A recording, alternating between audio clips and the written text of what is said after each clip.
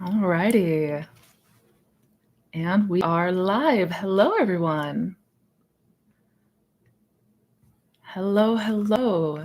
Happy Sunday. Let me just check some settings really quick, you guys. Quick.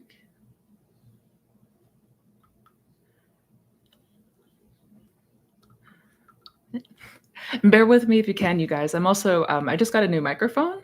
So if the audio is too loud or too quiet, let me know and I will adjust accordingly. Done a couple of test runs, so we should be good, but just putting it out there. Hello, welcome, you guys. Hello, Alice.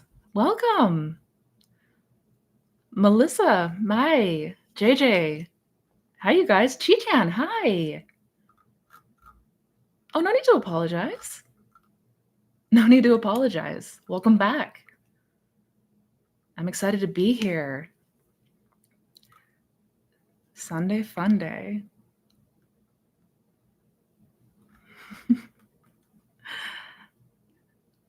Hello. Tracy, hi. Oh, goodness. Yay. Good day from Australia. Wow. Good day to you too, sir. Thank you for joining.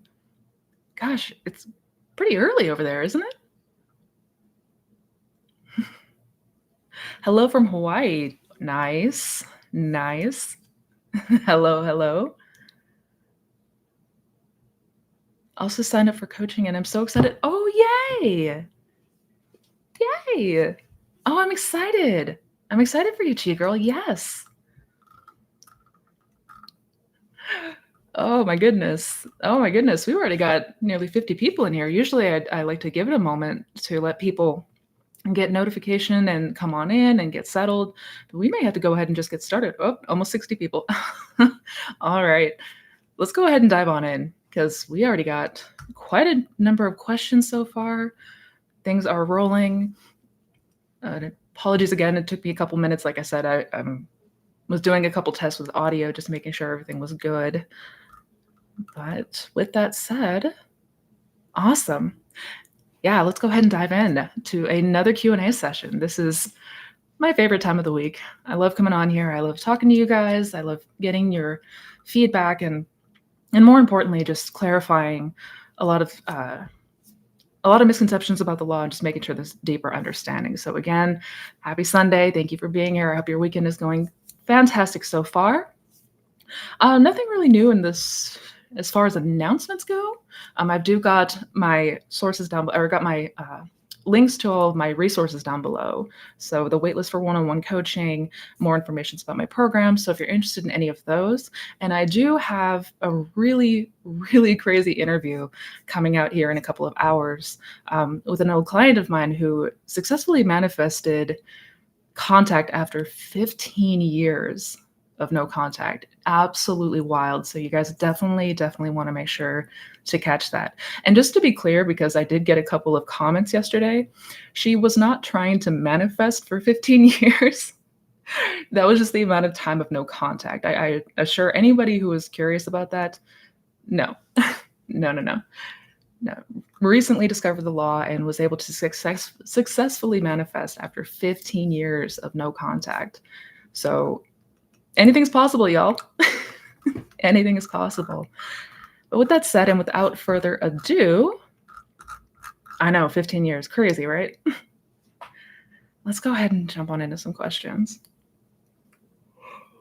Oh, first caffeine.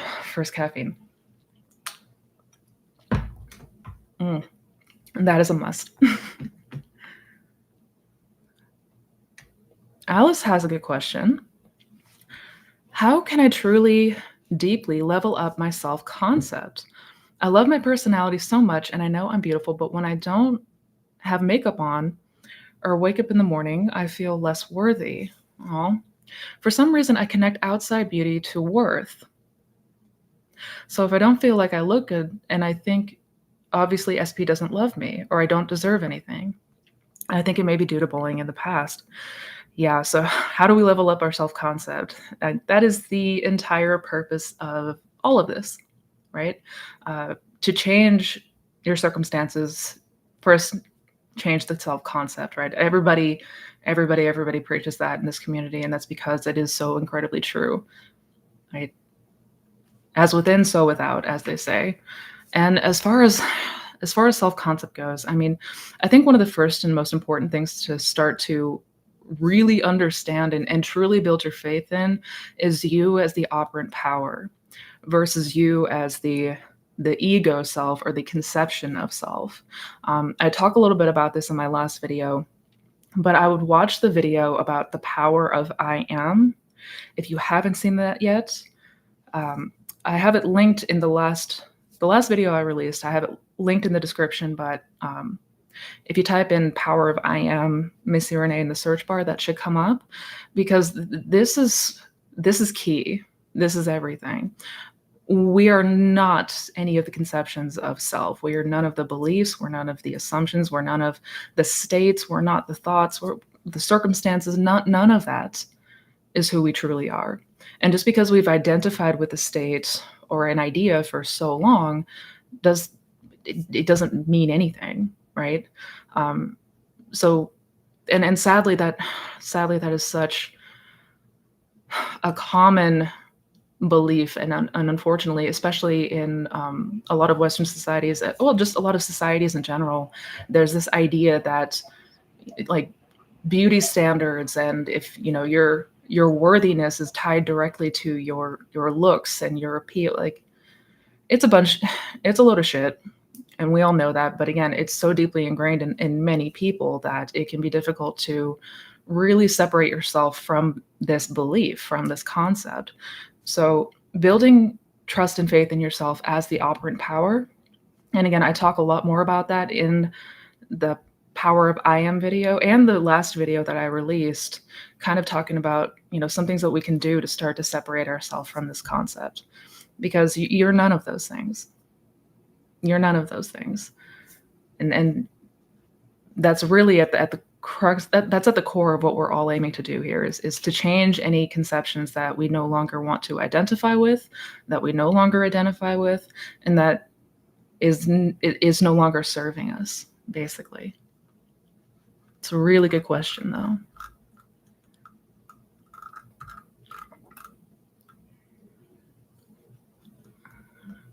I'll find him a spot.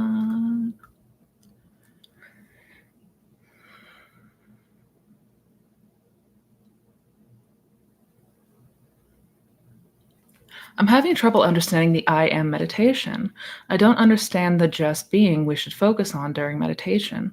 Good question, Chi-Chan. Yeah, so for the I am meditation, it's when Neville talks about just focus on being, it's being aware of that awareness that you have, which I know sounds super meta, but it's just continuing to be aware of your own awareness without any kind of condition. So that also includes, like, if you notice thoughts coming up, if you notice distractions coming up, you want to sort of redirect your attention on just being.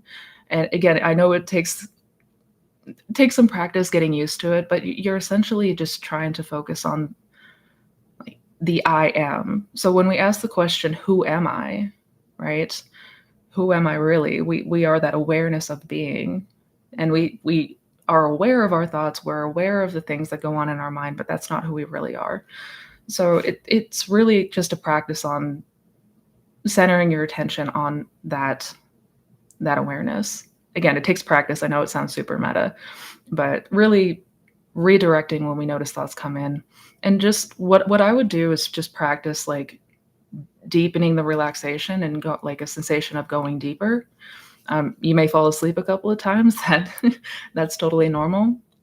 But the more that you keep the focus on I am without conditioning that, so not answering that question, just I am, it's sort of keeping you on track to just being aware of that awareness. Yeah. And with practice, you inevitably you get to a point where you are no longer tethered to any idea or conception that you have. I hope that makes sense. It is a confusing meditation at first. Simon, thank you for the super chat. Thank you, thank you. Missy, thank you for being here. Namaste. Namaste to you too. I have been manifesting 6,000 a month for a long time now.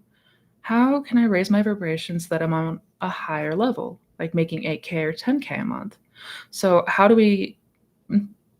do we manifest more income or more money coming in? I take it. Um, so and I had made a video talking more about manifesting money and manifesting abundance, but for myself, what helped more than anything was I stopped trying to manifest money, because it wasn't really the money that I was going after. It was the feeling associated with it. So, for example, the feeling of freedom, the feeling of secure, like, right? It's that sense of security, it's that peace of mind, that sort of thing. So I started to identify with the feeling or the state of I'm free. I'm free to do what I want when I want. I'm not, you know, stuck in any 9 to 5 grind, right? And start playing around with ideas of what it would look like and feel like for you. Like if you hit your goal and we're making 10K a month, like what would be some things that would imply that, right? How would you be feeling as that version of you? So basically, I was focused more on the feeling that having more money would bring me versus trying to just imagine or manifest money itself, because it wasn't like the piece of paper or the numbers on a screen that I wanted. It was that feeling of security, that peace of mind, and that sense of, yeah, just feeling free, feeling free. So I would sort of keep, wrap the attention up in that idea and see where it takes you.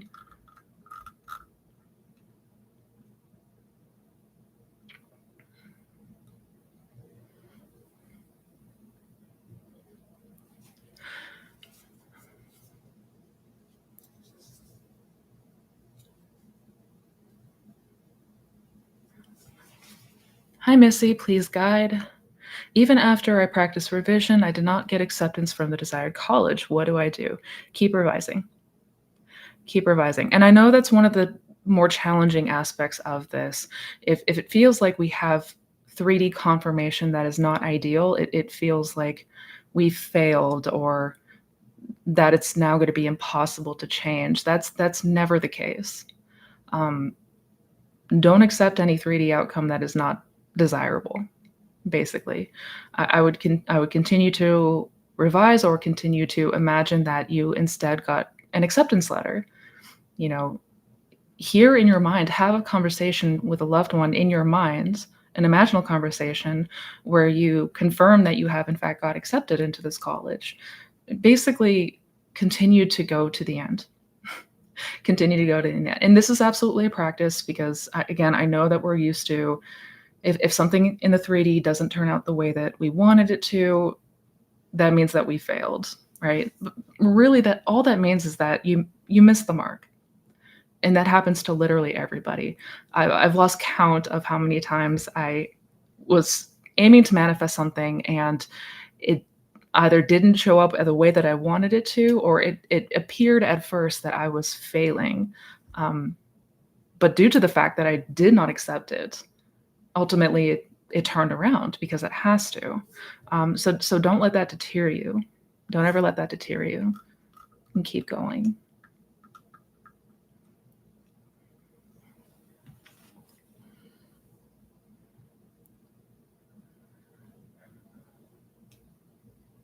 Hi, Missy. Can texting SP after weeks of no movement be okay when they confirm they've been thinking of you? It's good to hear from you, and they want to meet up in the future. I'm more confident now. Yeah. So is it okay to text your SP after when you've heard confirmation from them that they've been thinking about you and they want to meet up? Yeah. Yeah. Absolutely. Absolutely. I mean, if they've reached out to you and tell you that they've been thinking about you and that they want to meet up, I mean, I would. I certainly would. The only time that we may want to refrain from interacting with the 3D is if we are feeling like perhaps in a state of anxiousness, a state of frustration, anything like that. If there's perhaps a lot of anxiety that you're experiencing, may not be the best idea to, you know, interact with the 3D from that state. But if you're feeling more confident and they've already reached out to you, yeah, yeah, I would. Hope everyone is having a beautiful day. Oh, thank you. You as well, me.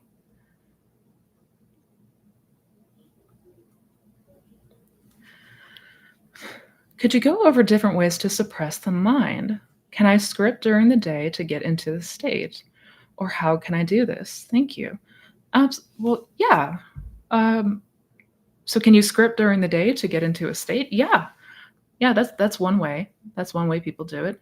A lot of people use scripting as a technique to help them move into a state or capture the feeling of what they desire. Certainly, go over different ways to suppress the mind. I'm not I'm not 100% sure what you mean by that. Uh, I'm not a huge advocate of suppression in general. I don't believe that we should try to suppress our thoughts or our feelings or reactions, even if they're so-called negative thoughts or negative reactions, because suppression is only pushing things down deeper, but it's not getting rid of the feeling or thought or reaction. It's basically we're kind of bottling things up to come out bigger and stronger at a later time. So I'm not a huge fan of that. Instead, if you do find yourself having negative thoughts, if you find yourself having negative reactions, just observe them. You know, we want to aim to be as objective as we can when it comes to our thoughts and reactions because that's all feedback. It's all it is. It's feedback letting you know what state you've been occupying lately or are occupying perhaps in that moment. So it's all things that we just want to observe and pay attention to, so that we know, right? And no matter if we find ourselves having bad thoughts, not feeling our best, observe it. Allow it to happen, allow it to come up. If you react, okay, no big deal, because you can always come back and revise later. You can always come back and revise once you've started to calm down a bit, once the reaction has started to subside, you can always come back and revise that later. Um, Definitely watch the last video that I made if you haven't yet, because I talk a lot more about what to do about negative thoughts and when we get into a negative state.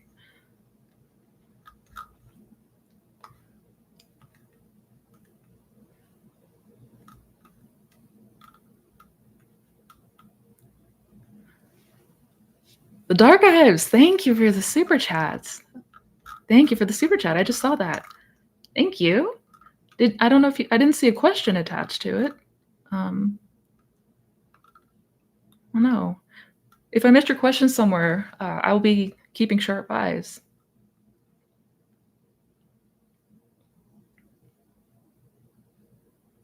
Hey, Missy, not sure if you saw my message, but I know I was in the Sabbath of my Espy manifestation, but got slightly triggered when I saw him with third party. I think it was a bridge of incidents, and I revised. Thoughts? So, so you were feeling in this. You were in the Sabbath, slightly triggered when you saw your SP with third party, right? I mean, yeah. So you revised. Good. That's first and foremost the first thing that we want to do is revise anything that is unwanted, anything that is not ideal. That is first thing that we want to do, right? Or at least as soon as we're able to, we want to revise. We might have an initial reaction. Okay, that's fine. But then you revise. Because yeah, it's not uncommon to see things in the 3D. Like, I mean, everything is first a subconscious impression, then becomes an expression, right? So it could be, I mean, it is an old expression, an old impression coming to pass, right? What you saw there with the third party and it doesn't matter. None of that matters. Yeah, you handled that perfectly with going back and revising it and continuing to go back to the wish fulfilled. Perfectly done.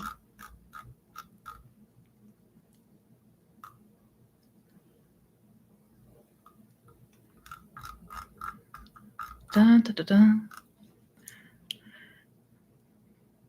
You are radiating positive energy. Oh, thank you. Thank you, Simon. I'm feeling good today.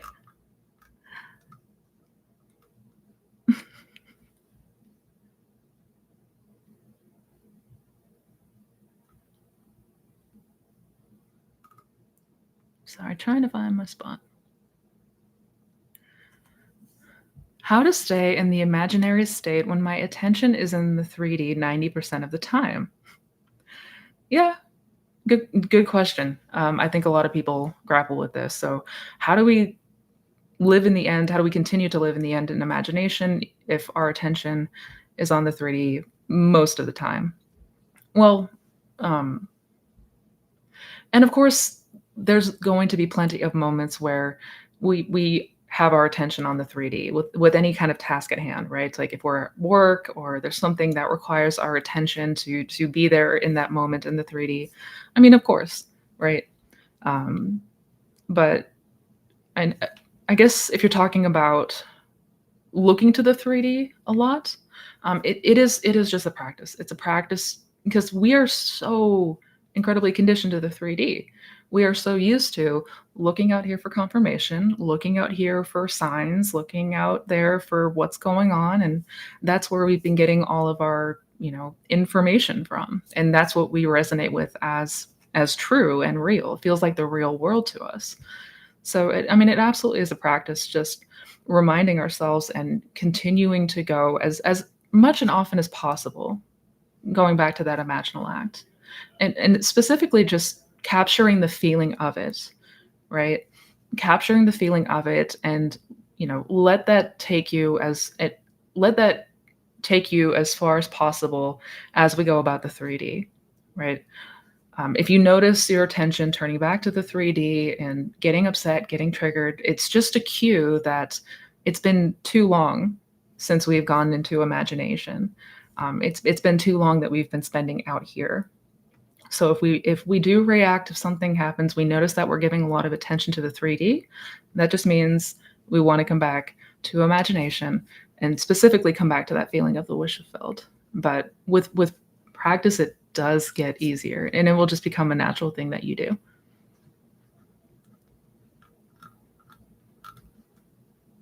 Like, yeah. Now I spend most of my time in imagination these days, but that was not always the case.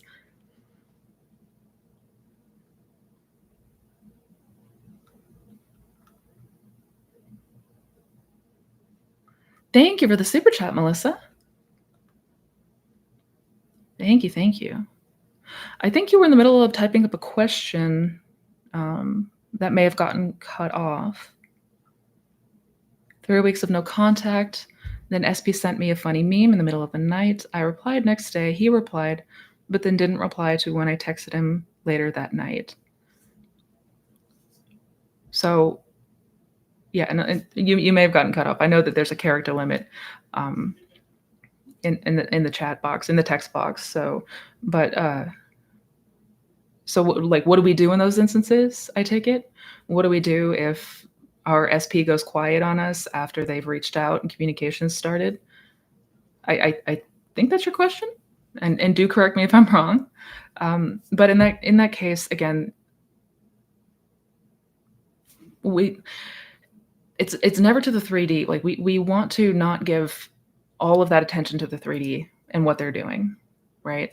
Or if they're not showing up in the 3D that we want them to show up as, we go in here, right? So in this instance where he reached out, the two of you were talking for a bit, and then he seemed to drop off, imagine continuing that conversation in imagination.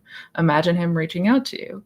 Imagine him wanting to meet up with you. Whatever that is, whatever that looks like. But continue to go into imagination and see how you would have wanted it to continue to play out.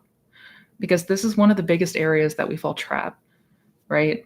Like we start to turn our attention back to the 3D, and then if the 3D is not showing up the way that we want it to, we panic, right? Well, no, it's reminder to just go in here. Just go in here. Because again, there's no limits to what we can do in imagination. There's no limits to what we can imagine, where we can go. So any circumstance, any incidents that we desire to have, we can go there in imagination. And that's what we're getting in the habit of doing. And I know it's tricky. Again, we are super conditioned by the 3D, but just continue to go see in your imagination as you want to see it unfold in the 3D. What gives? What gives? Yeah. And anytime something happens like that, anytime perhaps a 3D circumstance unfolds, or in this case, if they reach out and then they stop replying, note how we're reacting to it, right? Note the reactions, because if we're like, whatever's coming up for us is what we're essentially impressing, right? So again, I would just go into imagination, see the conversation continuing to play out, see what you desire to see have happen, and continue to go there. Continue to go there. I hope that made sense. Let me know if I need to specify something.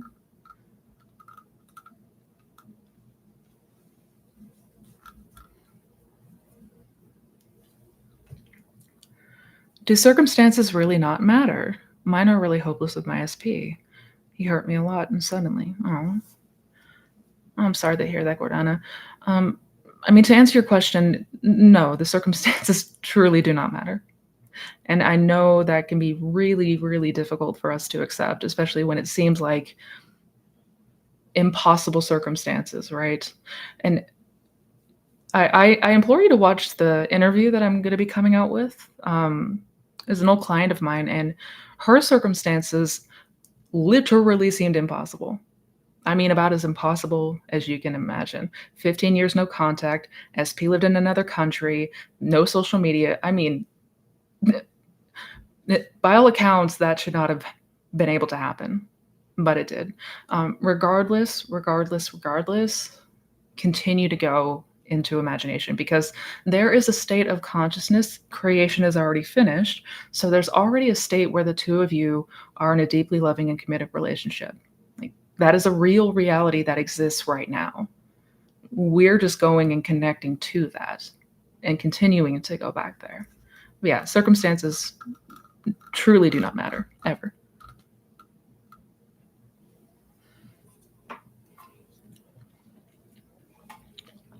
Love your latest videos. Thank you, Tracy. Thank you.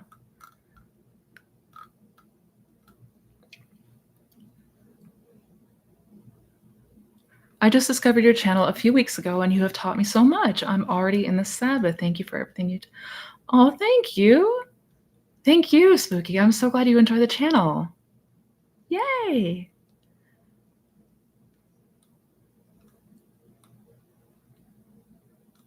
About how much time after starting to live in the end should one expect to see major movement in the 3D?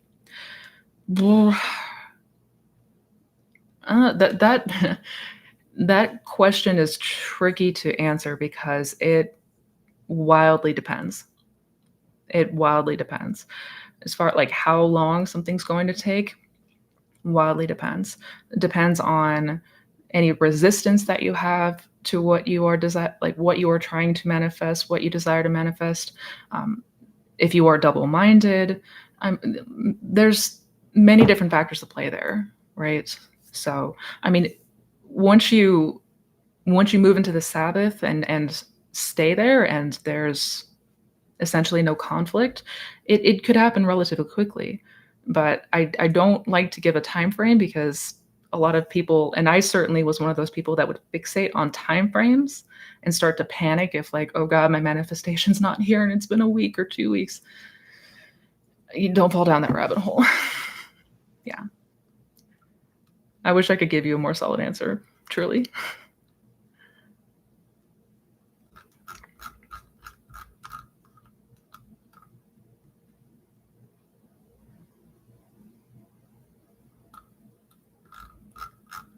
Let me go back to where did it go?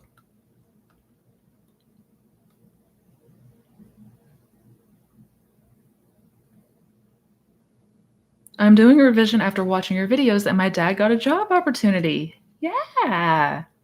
Awesome. Awesome, awesome. Yes.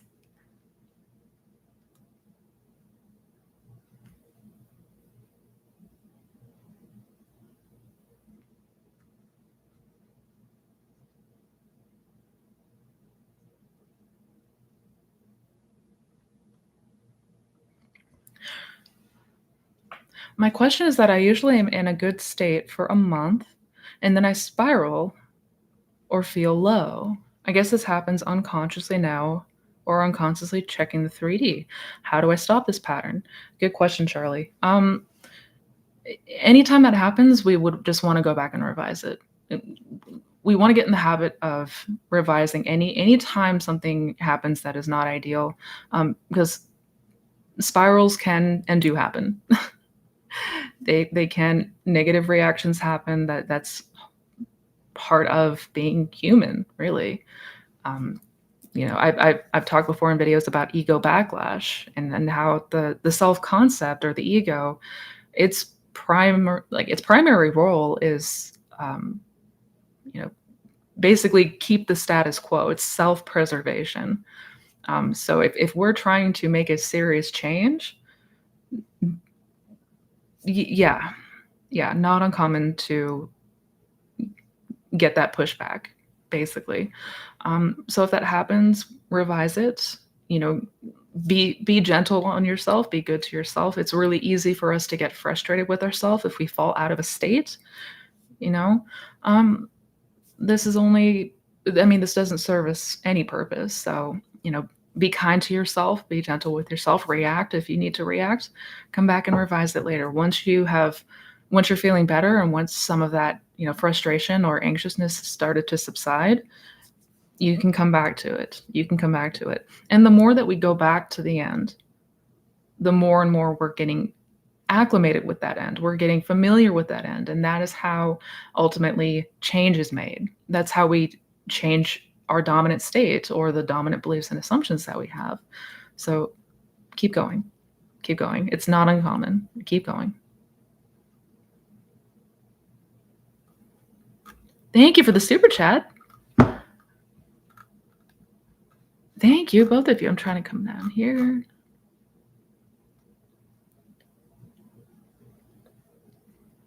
I'm confused about the parallel reality concept because that means that there's a reality where we can get what we want without having to change beliefs.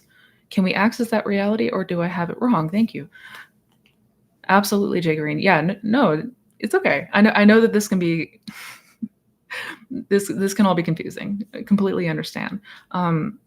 So as far as parallel realities, yes, that's what it means by creation is finished, right? All states exist. Every possible outcome, every scenario, every interaction already exists in one of infinite states of consciousness. So yes, there is a reality where we already have the thing that we want, or we already are the person that we want to be, right? That's the entire aim of what we're doing. We want to move and occupy that state, that reality, right? Um, but it does involve changing our beliefs, right? Because it's the beliefs and assumptions that determine the state that you occupy, right? Or at least the dominant state that you occupy. So where you're always going to return back to is going to be based on the beliefs and assumptions that you carry, which is why that's such an important aspect of this. Hence the law of assumption, right? Whatever you assume is whatever will be your 3D experience because that's what determines the state. So, yeah, this is a practice of using our imagination to change our beliefs so we can occupy a new state and thus change our 3D reality. I hope that makes sense.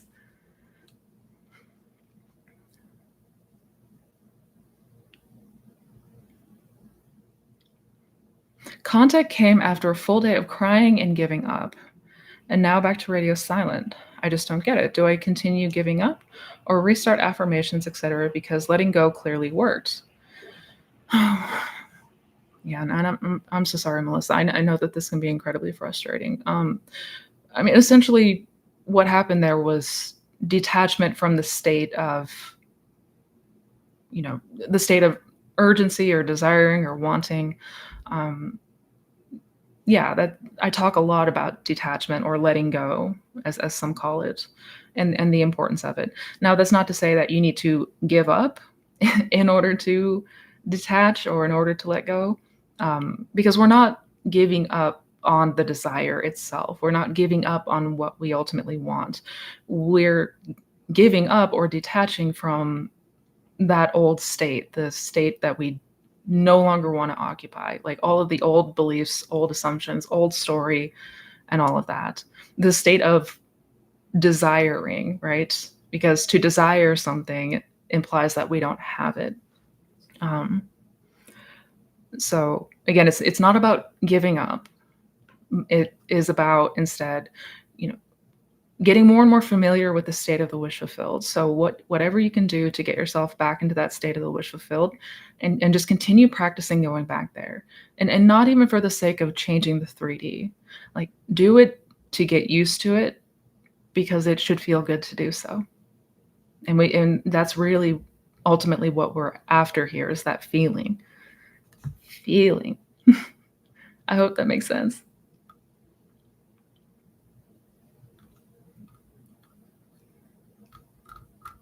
All right, let me go back up.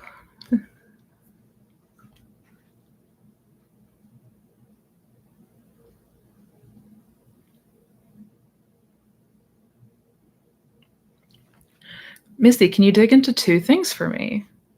Number one, 3D is an old illusion, but do we know how old? Just last week or month or yesterday's thoughts? And number two, what indication do we have of shifting before 3D shows?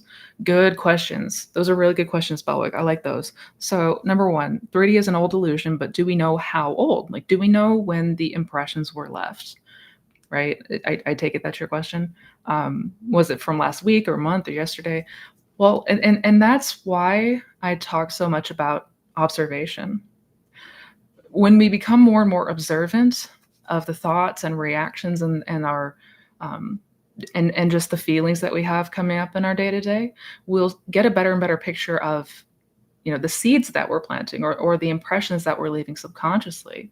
So you can start to become more aware of a reaction that you had a month ago is now bearing fruit, right? Because when we're not observant, we don't know when we've planted those seeds. And so if something comes up for us and we're just like, what the hell? Like, what the hell was that? So it's always a good idea to just become more and more aware of, again, the thoughts you're having, the reactions, the feelings, the moods. That's all indication of, what is being impressed. Um, because unless revised, inevitably it will show up. And number two, what indication do we have of shifting before the 3D shows? Again, our reactions. Our reactions. How do we know that we've shifted before the 3D changes? There's going to be a noticeable change within us. Like that's the internal gauge, I should say. The importance of the internal gauge and why we want to be paying attention to our reactions, because our reactions tell us a lot. That will give us indication of a lot, that what state we're occupying or have been occupying and things like that. So before the 3D shows up, we're going to notice a shift in how we feel, how we're reacting, the thoughts that come up. Thoughts are a product of the state, right? So a change in thoughts, good indication that there's been a change of state. I hope that makes sense. Really good questions, though.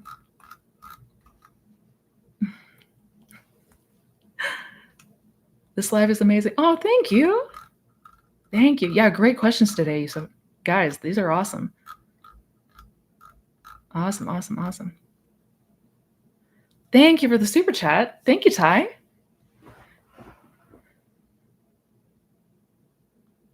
Can you elaborate on the Sabbath? Does that mean I should assume I'll soon get what I want without doing any more techniques like sats or affirmations? How long before I should resume techniques? Good question. Absolutely. And I have made a video about the Sabbath. Actually made 2 videos about the Sabbath, but if you type in the search bar, Missy Renee Sabbath, those should pop up for you. But I mean, essentially, the Sabbath is the period of rest, right? It's the point that we get to where it's done. There's no work left to do, basically. We don't need to, and we're not going to have a desire anymore to do things like sats or affirmations or anything like that. And it's a pretty distinct and noticeable state. It's very difficult to miss because essentially you're going to feel a lot calmer, a lot just more maybe even neutral feeling, and there's not going to be the desire to keep doing techniques. And how long before I should resume techniques? You won't need to unless for whatever reason, if you fall out of the Sabbath, then we would want to resume techniques, and you would notice that again, you would notice a shift in how you're feeling, right? And then we would probably want to resume techniques. But otherwise, we don't need to continue doing techniques after we've reached the Sabbath. I hope that helps.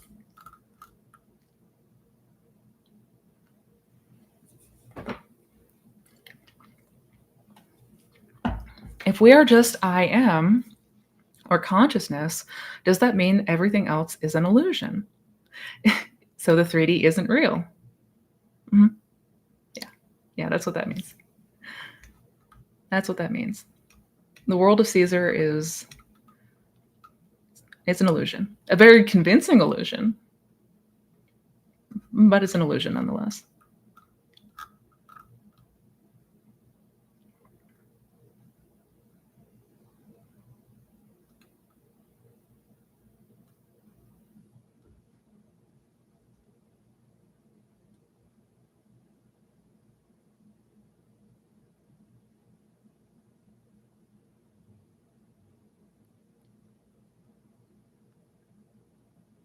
I did a sat scene. The entire scene came true, but the intent didn't. I was manifesting a new SP, and my scene was at a specific show. He invited me to the show, but then he said he wasn't feeling it. Oh, I'm so sorry, Mary. So you did a sat scene, which came true, but the intent didn't come. So in the 3D, everything played out, but then what you ultimately intended did not come. Um, I would revise it. I would revise it. I wouldn't accept it. And again, it's always an opportunity. Like we can look at the feedback and say, okay, where is that stemming from? Is there anything alive within me that would be causing the 3D to show up in this way? Like, am I having doubts that this person would love me or that would be interested in me? Am I noticing fear and anxiety around the idea of them choosing me? Things of that nature. It's a good opportunity to see, okay, where is this coming from?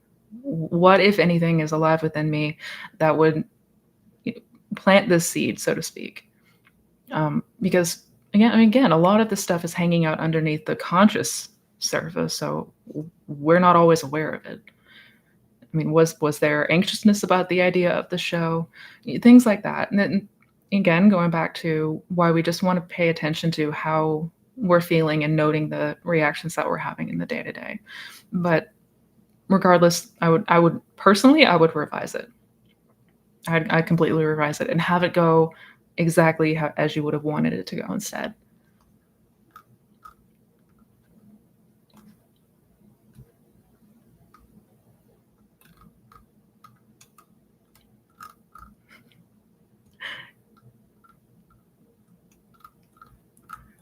Where's my spot? Damn it. Where's my spot?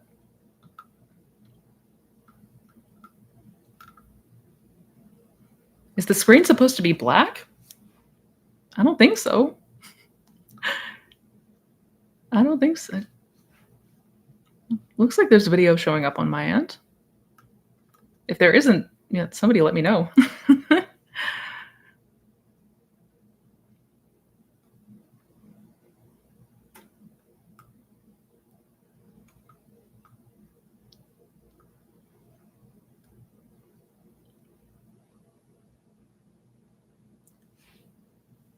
Hi, Missy. I am very new to your channel and I adore your energy. Are you familiar with non-dualism? Dualism, sorry. Are you Your last post reminded me of it, so I was curious. If so, what are your thoughts on it? Thank you. Absolutely. Yeah, and I am. I'm familiar with the non-duality. Yeah. Yeah. And the law of assumption is a bit of an introduction to that. Basically the idea that all is one. There is no such thing as separation, right? Um, yeah, I think that I mean, that's essentially a big part of what Neville was teaching, that nothing is actually separate. It's all the illusion of separation, right? To the ego, there is separation, but not entirely. I mean, consciousness is all that is. Like everything that exists is all in consciousness. So, yeah, yeah, absolutely. Thank you for the super chat. Thank you guys, making it rain today. Back to parallel realities. Is this why we shouldn't condition our desires? Because it already exists and it's already done, and we don't need to change who we are, but just know we're already that. Yes. Bam. Bullseye. That's it right there. Yeah. This is exactly why we don't need to condition we don't want to condition our desires. And for those who don't know, conditioning your desire is essentially messing with the middle. And by messing with the middle, it's the idea that certain things need to happen before we can get our manifestation, right? Like a good example is, I need to get rid of the third party before I can be with my SP. You know, I need to move closer to that person before we can be together. I need to be perfect in order to manifest what I want. It's anything that is saying conditions need to be met before you can go to the end. And never ever true. None of that's true. Because everything is already done. There is already a state where you are the person you desire to be. You have what you desire to have. That's a real reality existing right now. It's already it's it's already done. So there's nothing that we need to create. There's nothing that we need to change on the outside, and that's again why I say that over and over and over again, because it's once we begin to identify, once we become aware that that is who we are, we connect with that reality, that state. That's like, heaven and earth will move to make it happen for you. Yeah, right on the nail, she girl.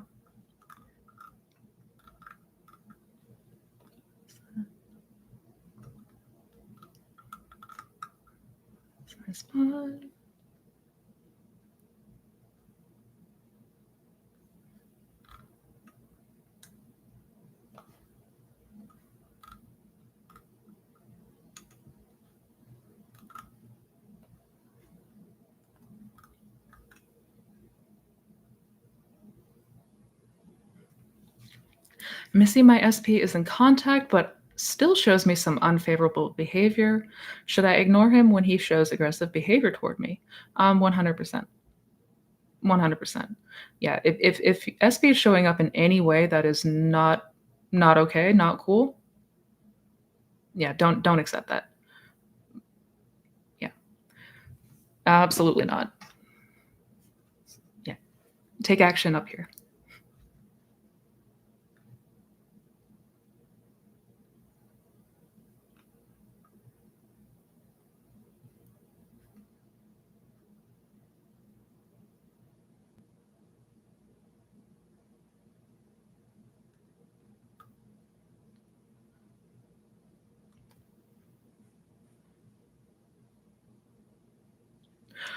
What do you recommend when you get anxious and depressed when thinking or visualizing SP? I'm afraid it won't work and it will prolong my healing or I will waste too much time. Good question. I think a lot of people struggle with this one. So, what do we do if imagining when thinking or visualizing SP is making us feel anxious or depressed? Turn your attention back to you. Turn the attention back to you. Because ultimately that's what we would need to do anyways to manifest a specific person. There needs to be that change in that concept of self, right? So imagining yourself as the very best version of you. Like if you could, like, as the most perfect character of you, what does that look like?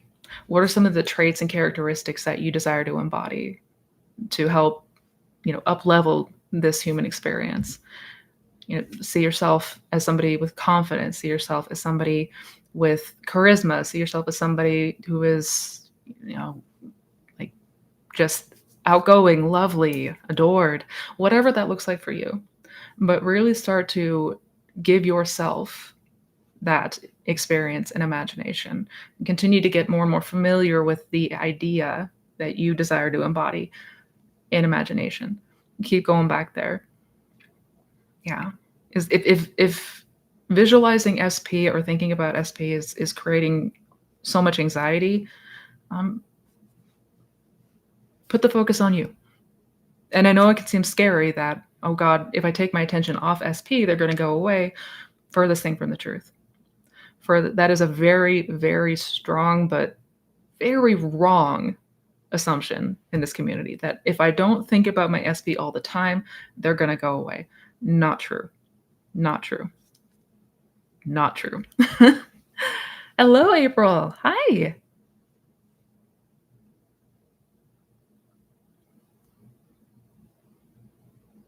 What would you want all of us who are manifesting an SP to remember? I am persisting. I am manifesting other things. I am just being, but it's hard not to be disappointed when it can take so long. Good question. What would I want? Everyone is manifesting an SP. What do I want you all to remember? It's not about changing the 3D. If you are taking the approach of trying to change the 3D, you're going to be met with disappointment, because this is about the internal change. This is about the internal change. This is about the internal change. When we say all the time in this community that the 3D is a mirror, like, we mean that quite literally, and that the mirror is not going to change until we change within ourselves. The reflection is not going to change unless there is a change from within. So this is a practice of going within. This is a practice of giving yourself the experience in imagination because it feels good to do it. Because it feels good to do it. And I definitely recommend watching the interview coming out this afternoon about the person who manifested contact after 15 years. Yeah. But I know it can be incredibly challenging because we just want the damn 3D to change. But the more that we continue to bring into awareness, it's not here yet, it's not here yet, it's not here yet. What are we impressing? What are the seeds that we're planting when that is constantly in our observation? And again, I know it's hard at first, but this is absolutely a practice, but it's continuing to go within. Exercise that imagination muscle. Continue to give yourself the experience in imagination for the pure sake of enjoyment, and keep going back there. And if you start to notice that you're giving your attention to the 3D again and waiting and wondering where it is and why it's not here yet, that's your cue. That's your cue that it's time to go back to imagination.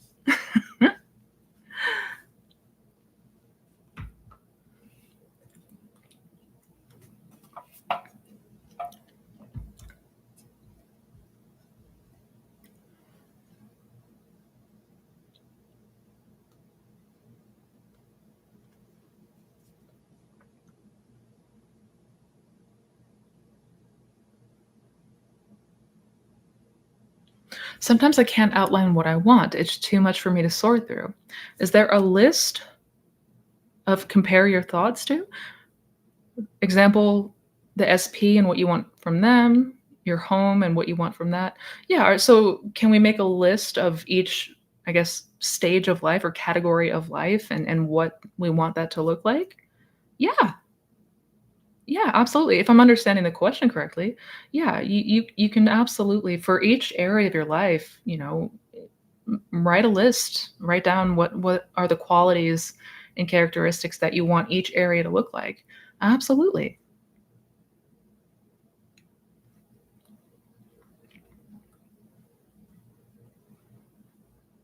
Is it possible my soul can be one with my SP soul post death? Thoughts on the idea? I mean, we're all one consciousness. That's the entire idea. The I am is that is the Father. That is all that is, the greater consciousness. I'm not sure if that's what you're referring to. Um, then if I'm totally off, let me know. But yeah,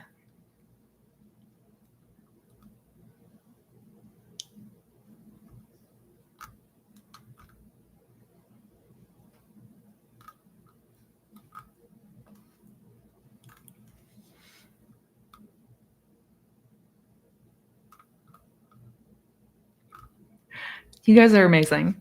Oh my god, you guys are amazing.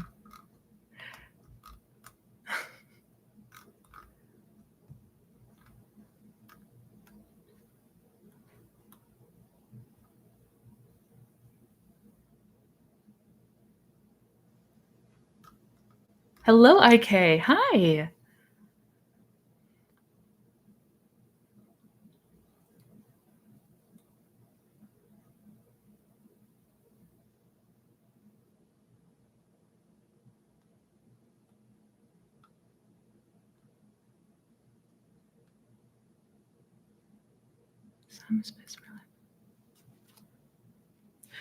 Abraham Hicks said, if this time space reality has the wherewithal to inspire a desire within you, it has the wherewithal to deliver it to you. What do you think of this? Absolutely. I would agree with that. Yeah. If this time space reality has the wherewithal to inspire a desire within you, it has the wherewithal to deliver it to you. Yeah, I would agree. I mean, the only tweak I would say is if God or awareness has the wherewithal to inspire a desire within you, God has the wherewithal to deliver it to you, right? Because the entire reason that we have desires is because those are experiences that we are meant to have. Those are things that we want to. Those are the reasons that we came into this human form in this temporary body, right? They come in the form of desires, and if we have a desire for something, we absolutely have the ability to experience that desire 100%.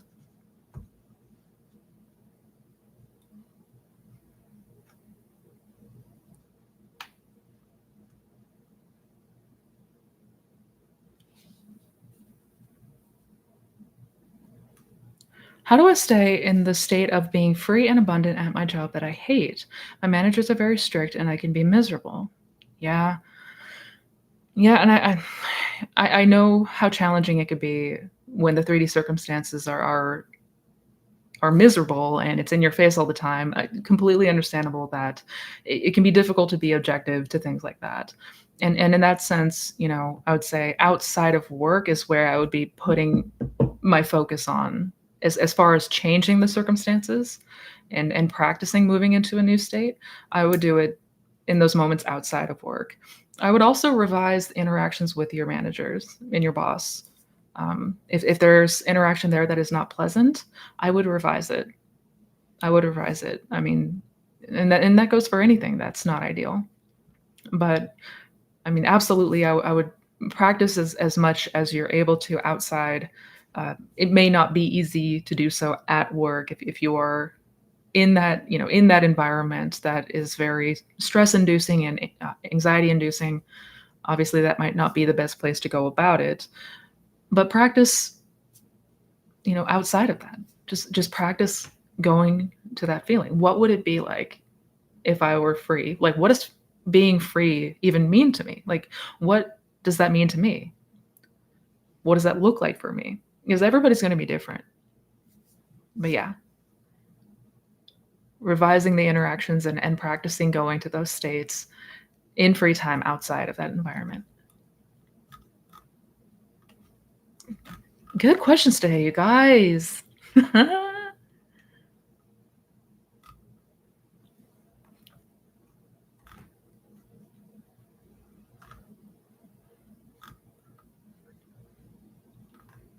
Where am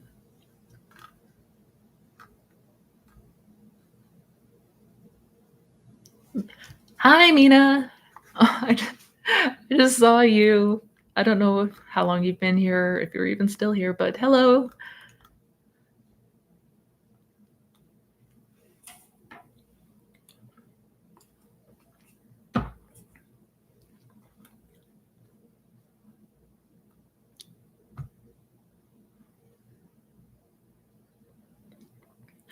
I've been manifesting my SP to ask me to move closer to him.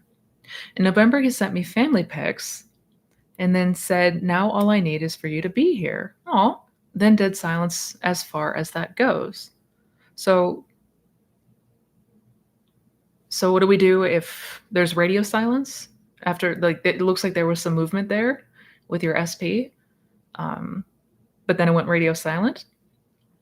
I mean, again, the 3D is giving us feedback. So, have we been perhaps feeling anxious about the idea? Have we been double minded? Because a lot of times, hot and cold behavior in the 3D is directly attributed to our own hot and cold behavior within ourselves. It's going from state of the wish fulfilled to fear and doubt. State of the wish fulfilled, fear and doubt. So we're going to see a lot of that replicated in the 3D because again, the 3D is just a mirror, right? That's all it is. So if you're noticing radio silence, anything that is not ideal, not what you want, we do not want to get hung up on the 3D. It's not easier said than done, I know, but continue to go into imagination. Continue to just see the outcome that you desire to experience, right? Living closer to him, like what would that look like for you? What would you guys be doing together? Like paint a bigger picture of that in your mind and get more and more familiar with the idea of you living closer to him and just continue to go back there.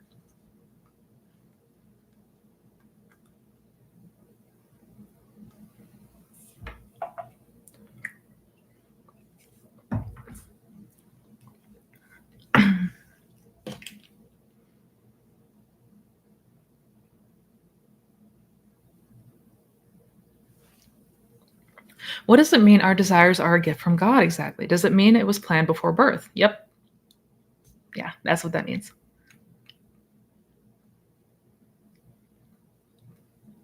Let's all hit the like button. Thank you, Mercedes. Thank you.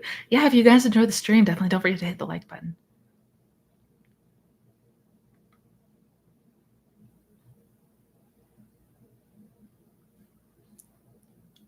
What started your journey? Did you also have doubts and fears and thoughts it may not work or had doubt in the law, etc.? For me, I take it. What started my journey? My journey started after a really intense mystical experience that I had that led me back to Neville because I first found Neville Goddard in 2012. I think it was 2012. But at the time, I could not get past a lot of uh, the speaking style and the excessive talk of scripture. It just kind of I couldn't get behind it at that time. But a handful of years, I want to say like 3 or so years later, I ended up coming back to Neville through an experience that I had. And that sort of took, I mean, the rest is history, I guess. But did I have moments of doubts? And I mean, absolutely. Absolutely. Oh, yeah, 100%. 100%. That's, I mean, these are all very, very different from what we've grown and always known to be truth, right? These teachings are the opposite of what we've been taught growing up, right? To put full trust and blind faith in something that we cannot see or measure with our physical senses, that shit's terrifying. Yeah. So absolutely, absolutely. I had doubts and fears and thoughts it wouldn't work. But I will say it, I'm probably gonna make a video talking about this, but one thing that absolutely did help me was right out the gate when I was first reading Neville and really starting to get into him, like those first few weeks or, months, I tested the law. I First and foremost, I really built my faith in it first. And I genuinely believe that that helped me to overcome a lot of that doubt and fear. So, yeah, we want to continue to prove to ourselves that we are in fact the operant power. And if you like or prove it wrong. I mean, don't take my word for any of this. Don't take Neville's word for any of this. Don't take anyone's word for any of this. But prove it to yourself or prove it wrong. You promise you won't be able to prove it wrong. I tried. I tried.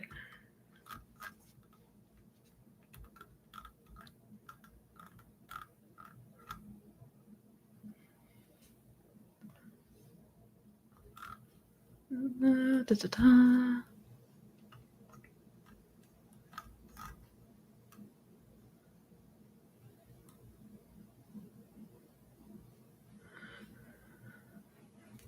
I had my eye on an ornament for my mom's garden.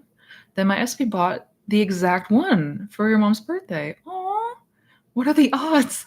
Out of everything she could have bought, everyone as you pushed out at work? Yep. That is so sweet. So you had your eye on an ornament to get for your mom, but then your Espy bought it. She beat you to the punch. That is so sweet. That is so sweet. I love that. And yes, perfect example of everyone as you pushed out. Absolutely.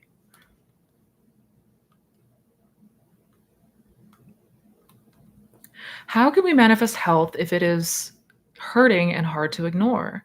I have scoliosis and want a healthy back and not be in pain. I'm only 20. Oh. So how do we manifest health, especially in those moments where we feel a lot of pain, when we're in a lot of pain? That's a really good question. And I made a video talking about manifesting health and physical appearance. If you haven't seen that video yet, I would check that video out. Just go to the search bar, manifest health, Missy Renee.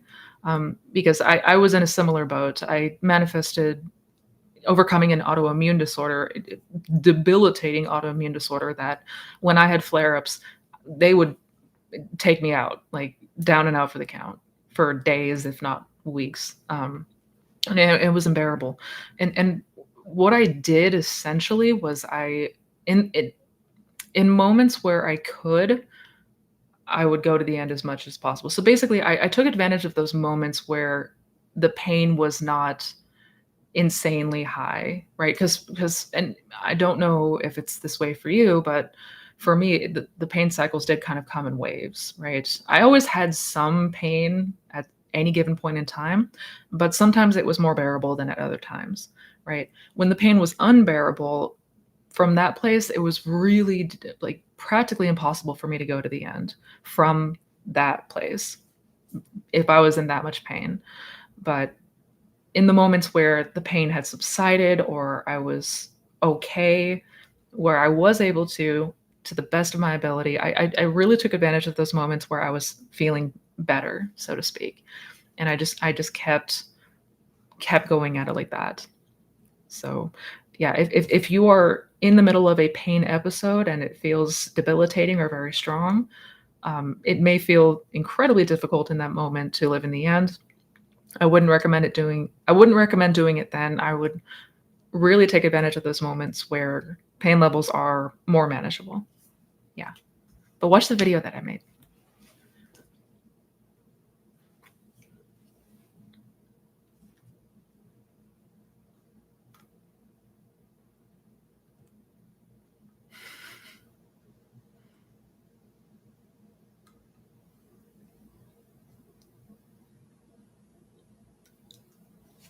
Hi, Missy. How many times should I revise on a specific subject?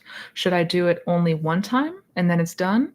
Or can I do every day the same revision? Thank you. Good question. So, how many times should we revise one specific subject? Um, until that old memory is replaced by the new one. So, you'll know that that's happened because when you think about the event or the memory that you're revising, the first thoughts will be of the new memory, right? When thinking about what happened, it'll be the new memory that pops up for you, right? Um, so if it's still that old one coming up right away, or still if there's still a reaction, a strong reaction to that old memory, I would keep going with it. I would keep going with it.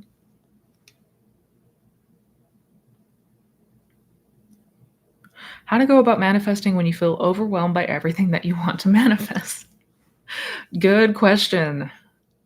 Lord knows that is relatable.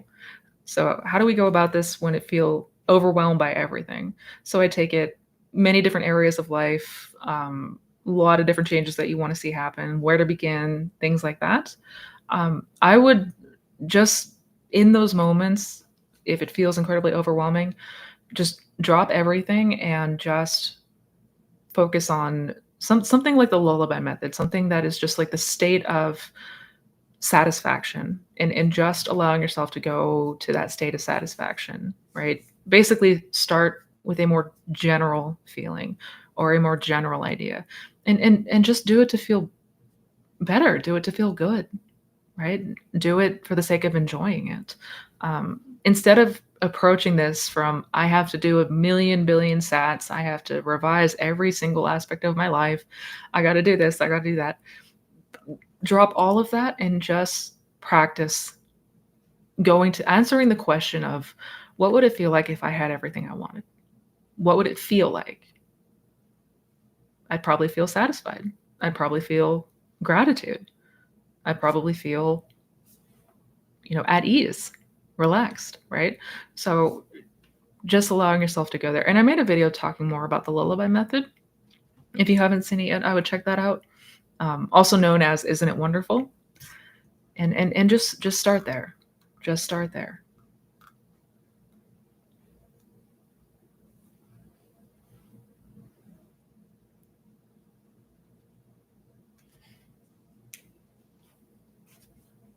How can I not think of a current circumstance when I am going through a divorce? I want to prevent the divorce. So how do we not think of a current circumstance when it's how do we not think of a current 3D circumstance when we're going through it? I mean, yeah, that admittedly that's going to be challenging to do. Um, and it's likely at first because it's so, for something that's in the 3D that is so in our face, yeah, it may feel incredibly challenging to not have thoughts about it. But I guess the point that I'm trying to make about thoughts is we don't need to fear our thoughts. It's not the thoughts themselves that have power, right?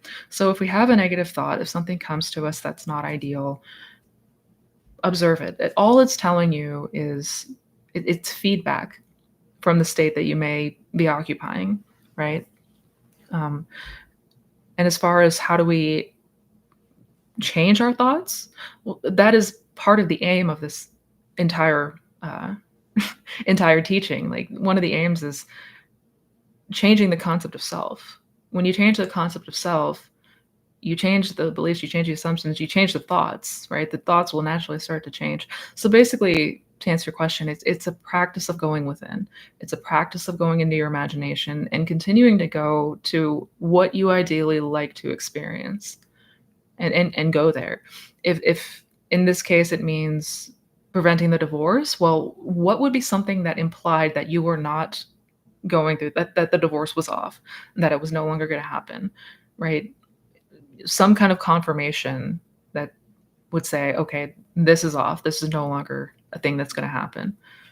I hope that makes sense, but we just want to continue to go to that circumstance that says the ideal outcome. We're going to the ideal outcome in imagination and keep going back there. Keep going back there.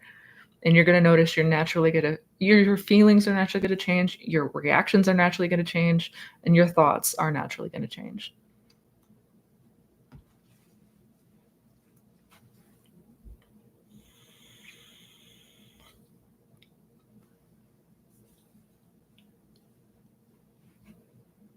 Since there are infinite realities, how can we instantly shift to our desired reality right now? We are told that we already have what we want, but we don't have what we want in our 3D yet. Absolutely. So how do we shift instantly in the 3D? Because it's true, in imagination, we have it right now. I mean, we can go there literally right now in imagination. Um, but the difference between the 3D and the 4D is the 3D is bound by linear time, typically speaking. Not to say that you can't instantly shift. You can. That is a possibility. It takes some practice detaching from the idea that, like, we have to think about how conditioned we are to 3D time. Like, that is a deep, deep, deep conviction that everybody has. So the idea of closing your eyes and instantly shifting, opening your eyes, and you're somewhere else entirely is not going to feel very natural to most people, right? But I guess the best way to start practicing is going there in imagination, and specifically going there through the drowsy state, through the state akin to sleep. Yeah, that would be my 2 cents. There you go, Alice. There you go.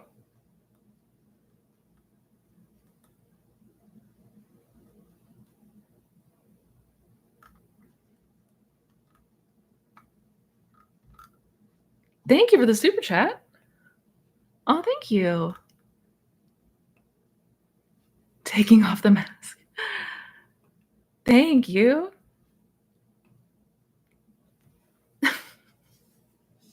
Y'all are so sweet.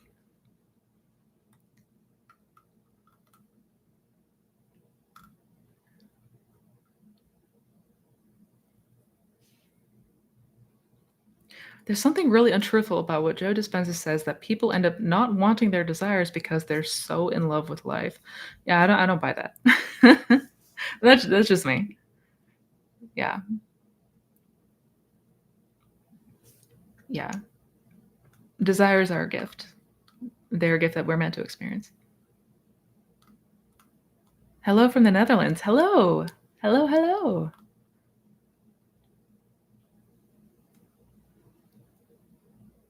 Is it possible to manifest an Espy who's emotionally unavailable? Yes. Yeah. It's literally possible to do anything. There's already a version of your Espy who is very much emotionally available. Like, that version of him does exist.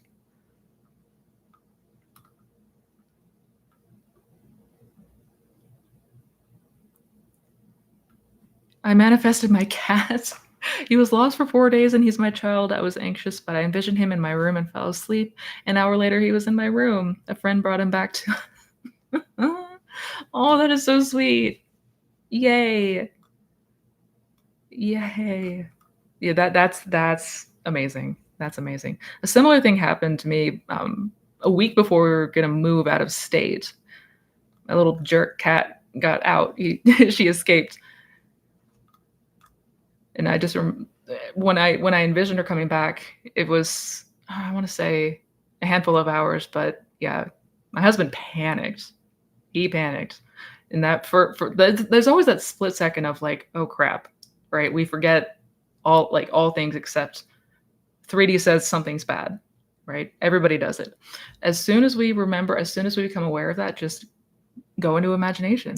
Go into imagination. That's a perfect example. You got your kitty back.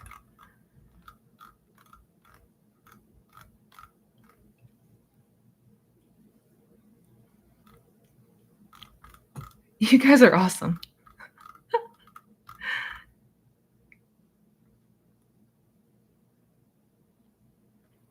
What can we do if we struggle to revise, like with an ADHD OCD brain, which is never quiet? Yeah, oh man. Yeah. I was diagnosed with ADHD as a child. So I remember having the brain all over the place, the monkey mind, as they call it, which is absolutely fitting. One thing that 1000% helped me was practicing what's called a focused attention meditation. Essentially, we keep our focus on one particular thing. And in a lot of cases, it's the physical sensation of the breath, right? And we're just keeping our attention there. And when our mind inevitably wanders, which it totally will, when it wanders, we just bring it back and we practice bringing it back. That one helped so much, so much. Because yeah, I feel that.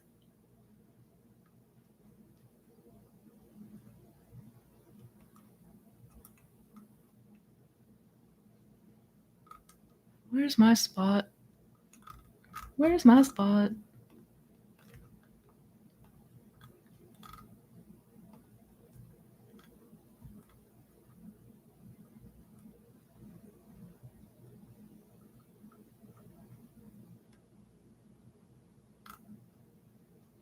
Damn it, where's my spot? I totally lost it.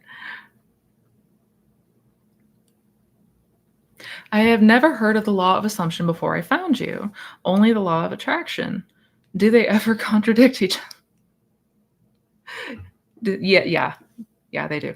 I mean, naturally, there's similarities in the 2 teachings, law of attraction and law of assumption, but there's a lot of contradictions, and where they do differ is big.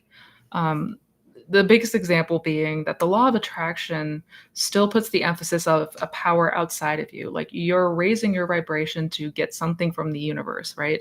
So we're at the mercy of the universe, and we need to match the vibration of the universe in order to get something that we want, which is bogus. Everything is from within, as within, so without, 100%. Um, the law of attraction, it's really frowned upon to manifest a specific person because there's still heavy emphasis on free will and no manipulation. If it's meant to be, it'll be, and all that fun jazz. Um, those are two big areas where there's contradiction. And just oh, I'm sorry. Also, the toxic positivity, which unfortunately is been seeping more and more into the law of assumption. The idea that we need to be high vibe all the time, that we need to be positive and happy, like sunshine and rainbows and hippies and love, or we're not going to get our manifestation, which is just the biggest load of bull. It is not true. The law of assumption is very straightforward in that whatever we assume, whatever we believe and assume to be true is what ultimately becomes our experience, no matter what, right? And no, we don't have to be high vibe all the time to manifest. Yeah. If we have a bad reaction or a bad thought or a bad day, okay, no big deal. Revise it, come back to it later. That's all there is to it. Don't get me started on that tangent.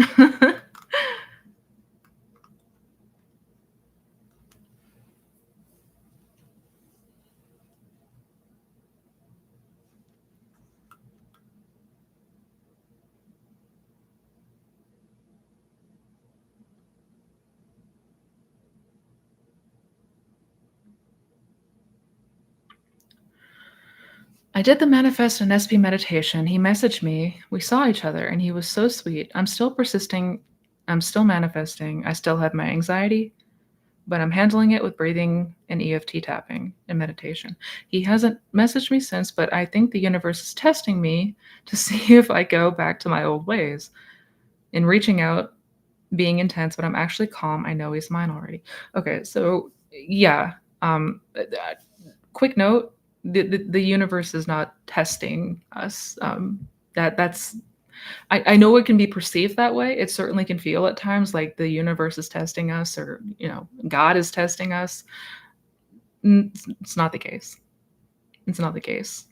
Uh, God isn't sitting there like, "Ha ha, that sucks for you. See if you can here dodge this curveball." No, no, yeah. But so long as you are, living in that calm knowing, right? What you said there at the end, I'm in that calm knowing that he's already mine. That's the state. That is the state. So long as you continue to occupy and go back to that state, it's inevitable. It's absolutely inevitable.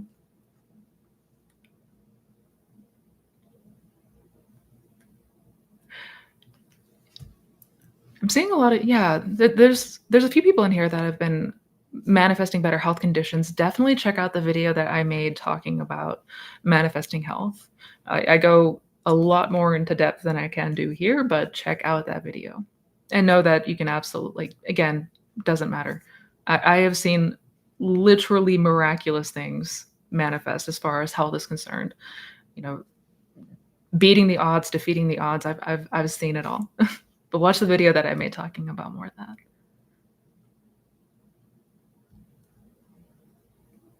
Hi, Missy. How to understand feeling from the end? For example, if I'm imagining my dream school, should I imagine the offer and feel excited, or should I feel proud of myself like I really get in? Yeah, good question. Good question, Serena. So, feeling from the end. So, if you're imagining acceptance to a dream school, I would imagine already being there, already being in your dorms. What do your dorms look like? What are the classes that you are taking? See yourself walking around on the campus, heading to class, right? Like thinking from the end is like literally fleshing out the idea of what that's like. I know it's a very common like idea to imagine the acceptance letter, which is something you can do. You can absolutely imagine the acceptance letter, but I would take it a step further and see yourself already there. Like what would that be like?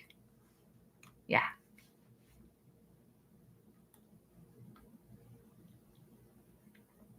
Is it normal for sats to be a blur sometimes? Yes. Hmm. Yeah. Sats can be blurry, it could be fuzzy. Sometimes it looks dark. Yeah, that's normal. As long as you have an idea of what's taking place in the sat scene, that's all that matters.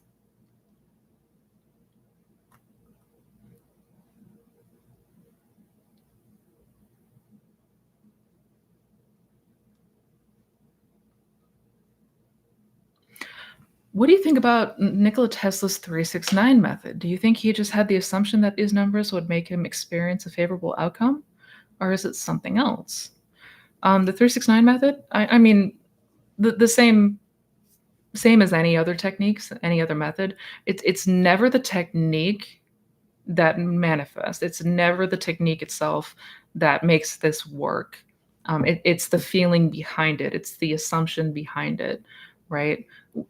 The techniques are tools to help us to aid us into getting into that state, feeling into what it would be like, right? Basically, just causing us to direct our attention to the state of the wish fulfilled. But just like any other technique, literally any technique, it's in and of itself, it's not going to be the thing that makes this work for you. Yeah.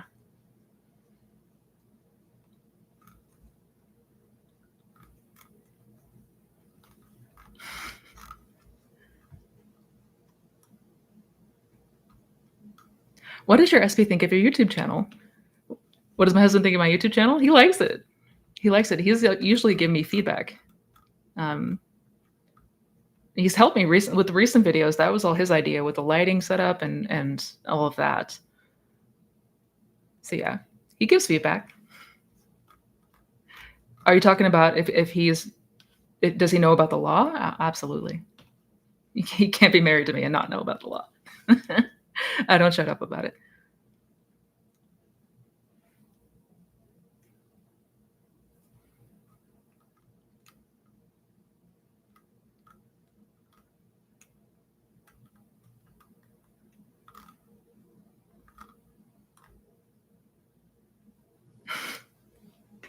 Thank you, Alice. You were so sweet. You are so incredibly sweet.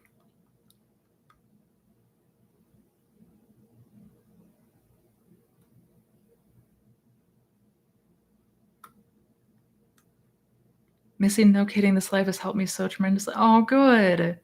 Good. I'm glad. I'm glad. Good questions today, you guys. This has been amazing.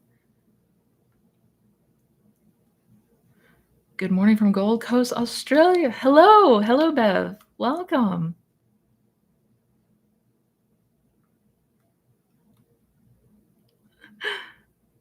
When will your coaching have more availability? Where can I find more info?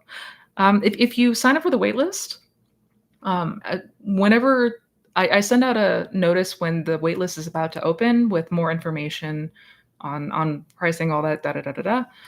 Yeah. So if you're not on the one-on-one coaching waitlist, definitely sign up below.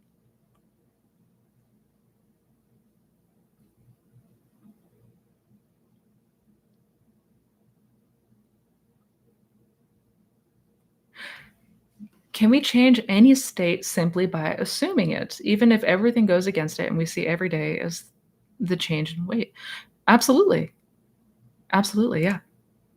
A change in assumption is a change in your state. The assumptions and belief are what determine the state, right? That's how we select what reality that we're going to experience based on the beliefs and assumptions, right?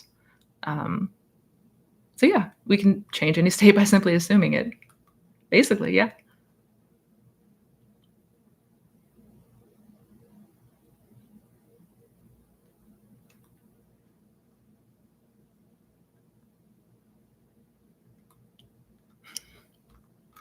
You are so welcome, Linda. And I did get your email. I will be responding this afternoon.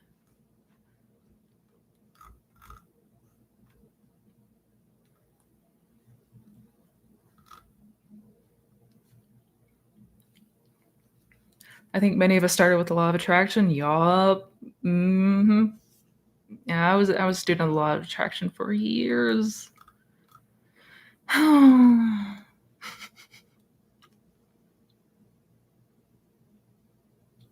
How should I communicate with people who keep telling an old story I don't accept? I don't want to throw them out of my life. Should I just imagine them telling another story? Yes. Yes, absolutely. Absolutely. Yeah. And I understand that it's challenging to navigate the 3D, the old story, right? Because there is typically that beat between imagination and the unfolding in the 3D, right? So there's that period where things still look the same in the 3D, even though you feel completely different. And I understand that that can be tricky to navigate when it comes to how do we interact with other people? How do we talk to them? Yeah, if anyone around you is bringing up the old story that you no longer accept, revise it, revise it. Imagine. One thing that's going to really, really help with that is get in the habit of practicing revision nightly. Like every night, just take a few seconds to imagine if there were things that stood out in the day, conversations that were had, or anything that happened that was not ideal. Just take a couple moments to imagine how that could have been different, right? Having a different interaction and one that was more ideal. Yeah, I'm telling you guys, I'm gonna keep telling you every damn day, every damn time I can. Revision will change your life. It will change your life. All right, I got time for maybe one or two more questions, and I totally lost my spot. Damn. I get so lost.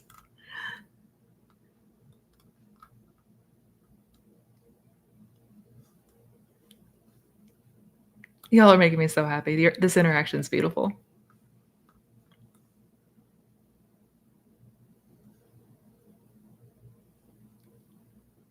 Can you make sats like a collage when you have a world of things to modify, or is it better to just make the image short and concise as you told us? Absolutely. Yeah, when I revise, I do it as a montage, right? So it's almost like the quick successions of events. Yeah, when I revise, it literally takes seconds, maybe a couple minutes at most. It's really, yeah, yeah. I know how, especially with things like revision, that there's a lot of like aversion to it, and I totally understand it because it feels like a lot of work. Literally takes seconds to revise the day. Seconds.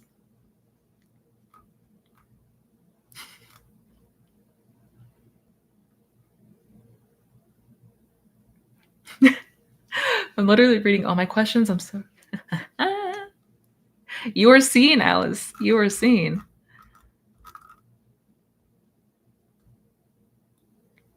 Do these lives stay up to go back to late? Yeah, yeah. So after the lives, you can they'll stay up on YouTube. You can come back in under the lives tab. You'll be able to come back and watch them later. Absolutely.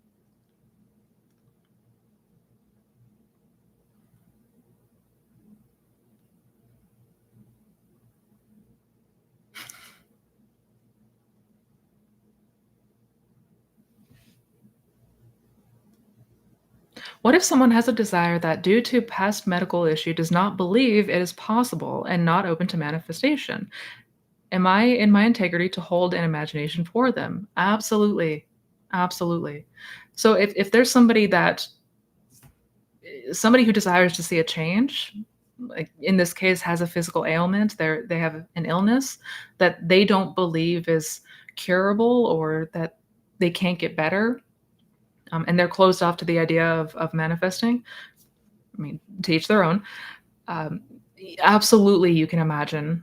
You can. I would see them in your mind's eye as perfect health, right? Or have the conversation with them in imagination where they are confirming to you that they're feeling better, that they just got an update from the doctor, and that everything's going well. But 1000%, it is always in your integrity to imagine something lovely for somebody else. Yeah.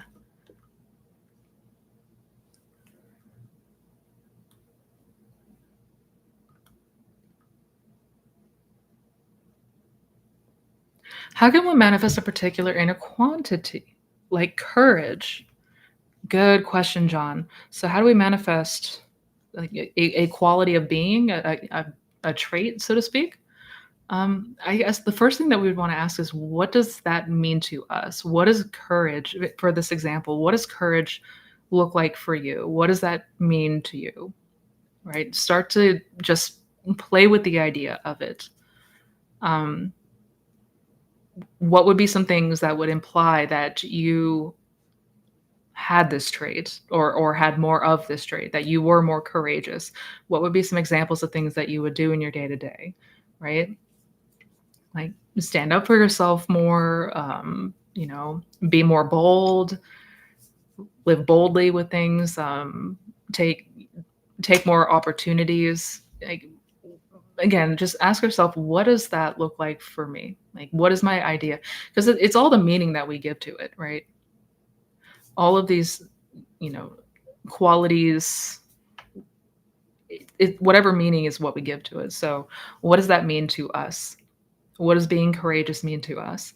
And then start to get a clearer and clearer picture of that in your mind. Yeah, that's how it all starts.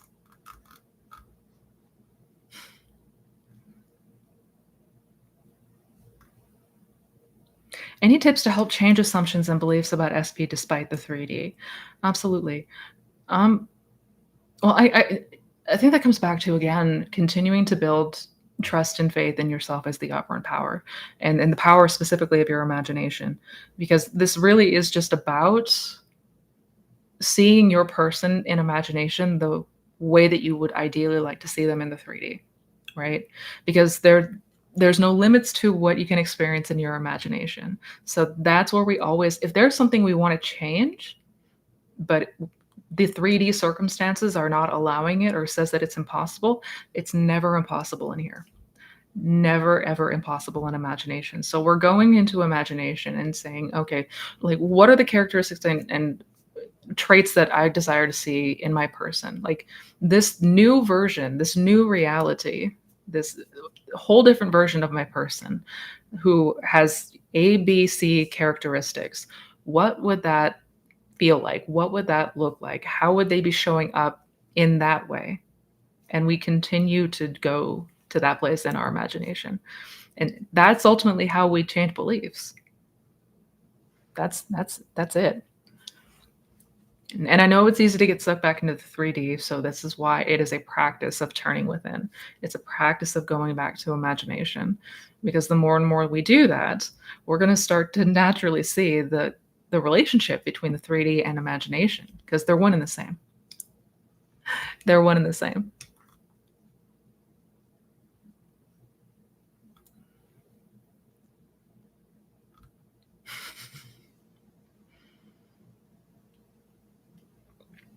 What do you do if you're waiting for inspired action to take to manifest and nothing seems to be coming in?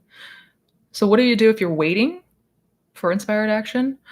Take the initiative in imagination.